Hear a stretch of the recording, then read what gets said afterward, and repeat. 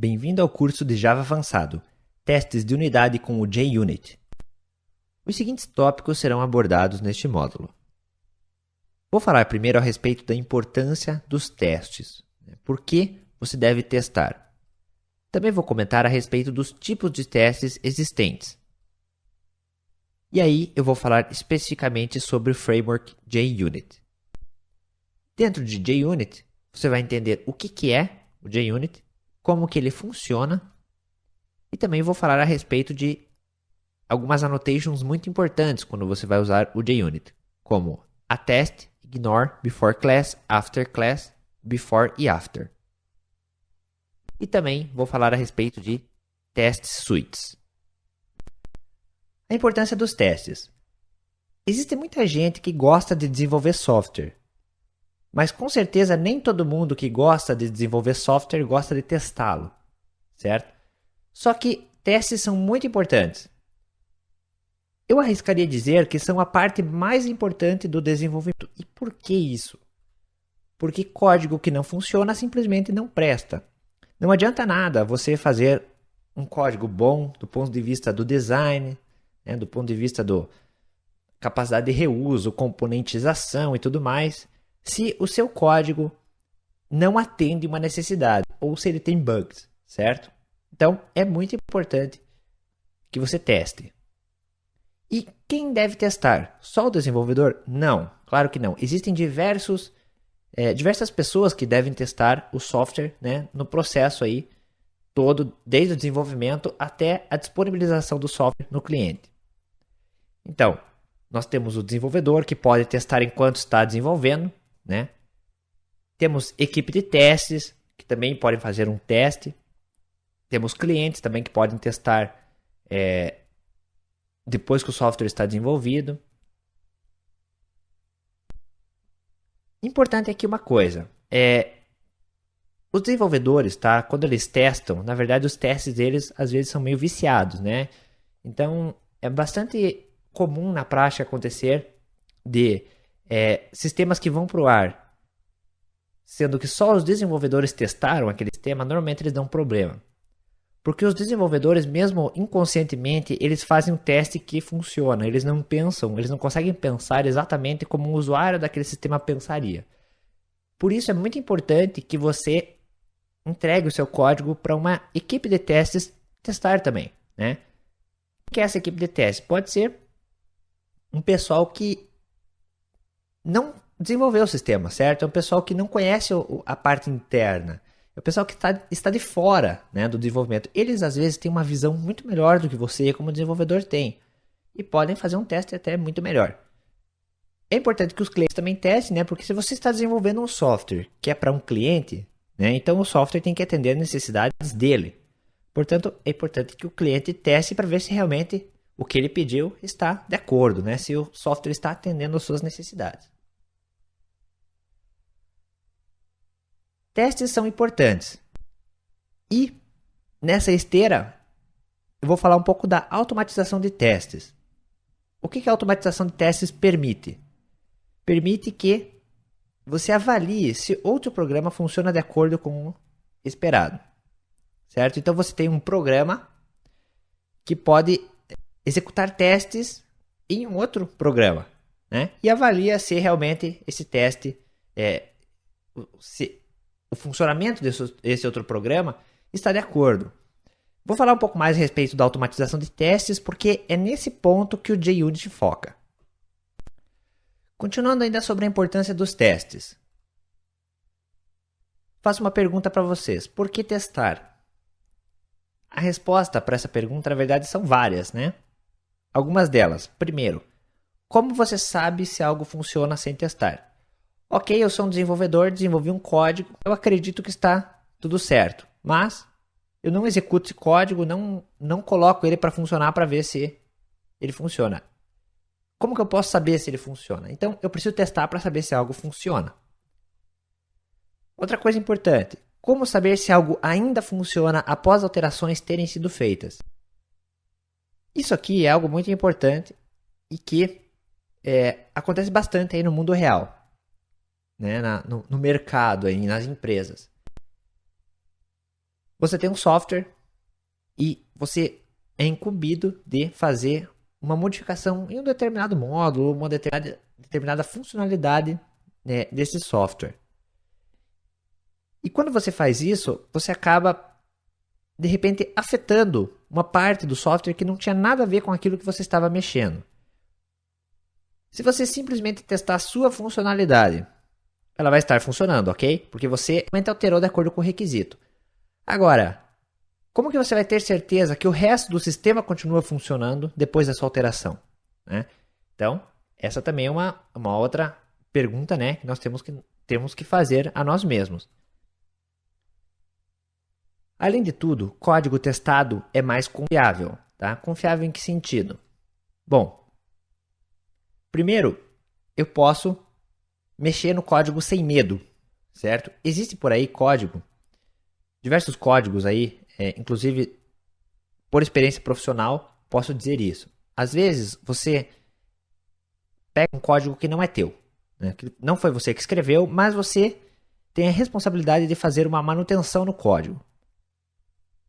Se esse código não está testado adequadamente ou não tem rotinas de teste escritas adequadas, como que você vai saber se aquilo que está fazendo vai afetar outra parte do sistema? Então você fica com medo. Você olha para aquele código e você tem a impressão de que se você mexer em uma vírgula, o sistema inteiro vai parar de funcionar, tá? Isso acontece bastante na prática. Tipos de testes. Existem diversos tipos de testes que podem ser realizados em sistemas. Vou especificar alguns aqui. O primeiro deles é o teste de unidade. O teste de unidade testa unidades de lógica, certo? É só para isso que o teste de unidade serve. Em orientação a objetos, normalmente, os testes de unidade testam métodos. Então, você tem, por exemplo, digamos, uma classe e você tem um método lá que é chamado por alguém para fazer determinada tarefa. Esse método, ele deve ser testado, certo? Ele deve funcionar de acordo com o que foi estabelecido, né? Então, ele deve aceitar alguns parâmetros, fazer alguma coisa, algum processamento e, de repente, retornar alguma saída. E isso tem que estar bem testado. Então, o teste de unidade serviria justamente para testar este método. Assim, como eu também poderia testar os outros métodos dessa classe ou até de outras classes do meu sistema. O importante de teste de unidade que vocês têm que entender é que eles ignoram condições externas. Por exemplo, não adianta nada eu escrever um teste de unidade que funciona, que executa normalmente, diz que o meu método está executando da forma correta, só que só se o banco de dados contiver, por exemplo, determinado valor em determinada tabela lá, tá? Agora, se eu for lá simplesmente trocar o valor na tabela, o meu teste para de funcionar, tá? Isso não pode. Não pode por quê? Porque daí vai começar a acusar erro no seu teste e, na verdade, o seu código não está com problema, né? O seu problema não é na unidade de lógica, não é no seu método. O problema está realmente na massa de dados que você está utilizando para o teste. Portanto, você deve escrever o teste de uma forma que ele ignore essas condições externas. Então, qualquer coisa que seja acessada externamente, que possa ter seu estado alterado, deve ser evitado no momento de escrever esses testes. Outro tipo de teste é o teste de integração. Para que serve o teste de integração? Basicamente, testam como unidades interagem entre si ou com o ambiente onde executam. Então, depois que você tem os testes de unidade que testam os seus métodos, certo? As suas responsabilidades nas classes, você tem que ver se realmente na hora que você colocar tudo isso junto para funcionar, se eles vão interagir de uma forma correta. É aí que entram os testes de integração. E o último tipo de teste que eu quero comentar com vocês é o teste funcional. O teste funcional também é conhecido como teste caixa preta, né? Por que caixa preta? Porque ele testa casos de uso de uma aplicação. Em que sentido? Valida a interface do usuário, operações requisitadas, etc. O teste funcional ou caixa preta é aquele teste que você faz não no seu código, certo? Não internamente lá na programação, mas sim é o teste do ponto de vista do usuário, certo? Ok, eu sou um usuário, vou usar esse sistema e vou testá-lo. Então você verifica se a interface do usuário está ok, se você realmente, no momento em que você executa determinada ação na sua interface, por trás, o que deveria estar acontecendo realmente está acontecendo, né? Você valida, por exemplo, se digamos que você tem uma tela onde você precisa entrar com alguns dados. Se você de repente esquecer de informar algum dado, você valida se realmente você foi informado de que isso que aconteceu foi um problema, né? E assim por diante. Então, é o teste caixa preta. Você não enxerga o que está acontecendo por trás, ali na parte da programação. O que você vê no teste, do ponto de vista de quem testa, é só a interface com o usuário, né? Após falar então um pouco a respeito dos conceitos aí de teste de software, vamos entrar agora mais a fundo a respeito do JUnit. Bom, o que é o JUnit? O JUnit é um framework que facilita o desenvolvimento de testes de unidade em Java.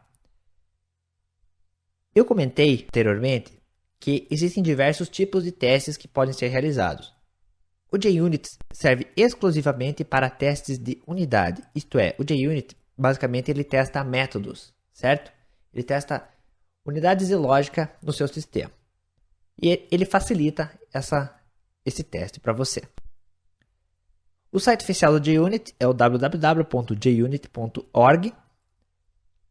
Ele é um framework open source, certo? Então, você pode baixá-lo, utilizá-lo, até alterar o seu código se você achar necessário, certo? Pode usá-lo à vontade. E o mais interessante é que ele já vem integrado em diversas IDEs. Então, o Eclipse e o NetBeans, por exemplo, que são as interfaces hoje, as IDEs mais utilizadas aí no mundo para desenvolvimento de aplicações Java, né? Essas duas IDEs já têm uma integração com o JUnit. Então, facilita a execução dos testes, facilita a visualização do que está errado, se os testes falharam, né? Se os testes terminaram com sucesso e assim por diante. Funcionamento do JUnit. Vou abordar nesse slide, então, como que o JUnit funciona, então, para dizer se, por exemplo, o método falhou ou não falhou, tá? O JUnit ele é todo baseado em test cases, tá? O test case é um caso de teste. Como que eu indico um test case no JUnit? Usando anotações do Java. Então, eu anoto métodos de testes que eu quero que sejam executados pelo JUnit, certo? Então, eu vou abordar essas anotações daqui a pouco, nos próximos slides, mas entenda que se eu tenho um método que deve ser executado, um test case, né, que deve ser executado para testar algum método, por exemplo, alguma funcionalidade, você anota esse método com anotações específicas do JUnit e ele vai ser invocado pelo framework, né, para realizar o teste no que você desejar. E como é que funciona então essa questão de certo e errado, né? Existe então uma comparação do dado retornado com o dado esperado para definir se o teste falhou ou não. Então, o JUnit funciona basicamente da seguinte forma. Você diz o seguinte: você chama um método, ok, com determinado parâmetro. Você sabe qual resultado esse método deveria retornar, certo? Então, o que você deve fazer é o seguinte: você chama o método e você diz para o JUnit assim: eu espero que o resultado da chamada desse método seja X, ok? Então, garanta para mim que foi retornado X. Caso seja retornado outra coisa que não seja X, o JUnit vai acusar dizendo que aquele seu teste falhou. Então, o JUnit funciona dessa forma, através de uma expectativa, né, do que está acontecendo. Então, basicamente, você faz a chamada e você diz para o JUnit o que você espera como resultado. Se o resultado for o que você espera, ok, o seu teste passou. Se o resultado não for o que você espera, o seu teste falhou. Vamos começar a ver agora as anotações que estão disponíveis para o programador do framework JUnit. A primeira delas que nós vamos ver é a anotação test. Para que serve ela? Basicamente, ela é usada para indicar quais métodos o JUnit deve executar. Então, existe um padrão, tá, para você declarar esse método que o JUnit deve executar. Além de você colocar a anotação test, esse método também deve ser public, ele deve retornar void e não deve ter parâmetros. Vamos observar então um exemplo. Aqui está. Eu tenho um método chamado método para testar. Esse método está anotado com a anotação test, né? É um método public, void e não tem parâmetros. Tá? Então, este é um método de teste que o JUnit pode utilizar para fazer testes unitários. Ainda sobre a anotação test, ela também pode receber dois parâmetros opcionais. Os parâmetros são os seguintes. O primeiro é o parâmetro expected. Para que ele serve? Bom, se o método deve lançar uma exceção, esse parâmetro especifica que a exceção é essa, ok? E se essa exceção especificada não for lançada, o método falha. Então, esse parâmetro é utilizado se você deseja que o método de teste lance uma exceção. Se você está esperando que ele lance uma exceção, você pode dizer que o expected é a exceção X, ok? E timeout indica quanto tempo o método deve levar para executar no máximo. Se esse tempo for ultrapassado, o teste falha. Então eu posso especificar quanto tempo é o máximo que eu devo esperar por esse método finalizar a execução. Caso ele leve mais tempo do que esse máximo, o teste falha também. A próxima anotação que nós vamos ver é a anotação ignore. Ela serve basicamente para que você desabilite um ou mais testes temporariamente. Então, métodos que possuem esta anotação são ignorados pelo JUnit na hora da execução. Essa anotação, além de ser usada no método, ela também pode ser usada na classe. Caso isso aconteça, todos os métodos de teste da classe vão ser desabilitados temporariamente, ok? Então, observe o exemplo. Este é o mesmo código do slide anterior, com a diferença de que agora eu tenho a anotação ignore também. Isso vai fazer com que o JUnit, mesmo que esse seja um método de teste, ignore a sua execução, ok? A próxima anotação é a before class. Essa anotação é utilizada para anotar o método que deve ser executado antes dos testes da classe serem executados, certo? Então, se você deseja inicializar recursos, por exemplo, que sejam necessários antes que você comece a realizar os testes, você pode usar esta anotação. É importante que o método anotado com esta anotação before class seja public, static, void e não possua nenhum parâmetro, ok? Então vamos ver um exemplo aqui. Este é um método chamado inicializar, que está anotado com before class. Ele é um método válido, pois atende os critérios de ser public, static, void e sem parâmetros, ok? E este método será invocado pelo JUnit antes de começar a executar os métodos anotados com a anotação test, que nós já vimos anteriormente. A anotação after class. A anotação after class é o complemento da anotação before class. Enquanto aquela era usada para anotar um método a ser executado antes de começar os testes, a after class anota o método que deve ser executado depois da execução dos testes. Esse método, normalmente o que ele pode fazer é destruir os recursos abertos pelo método anotado com before class. Então, o before class pode preparar o ambiente para a execução do teste e o after class pode destruir esse ambiente, né? Limpar os recursos que ficaram abertos aí pendentes. Além disso, o método deve ser public, static, void e não receber parâmetros, como mostra este exemplo abaixo. Então, estou declarando o método destruir com a anotação after class. Uma outra anotação importante que também faz parte do JUnit é a anotação before. O before anota métodos que devem ser executados toda vez que um novo teste da classe está prestes a ser executado. Então, sempre antes de executar cada teste, o before é chamado. Esse método deve ser public void e não receber parâmetros. E aqui está um exemplo dele. Um método chamado executar antes do teste. Então, este método recebeu a anotação before, portanto, ele vai executar diversas vezes, uma vez antes de cada teste.